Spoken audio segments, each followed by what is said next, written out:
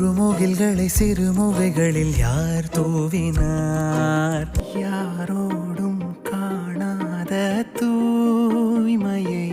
என்னை விட்டு எங்கும் போகாதே, என்னை விட்டு என்றும் போகாதே, என்னை விட்டு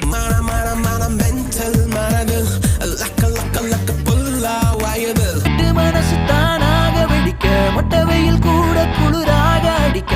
உச்சம் வந்தாய் குழல் கேட்க நின்றேன்.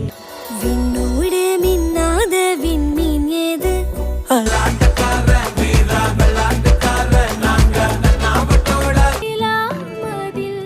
நிதம் பரிணமிக்கும்.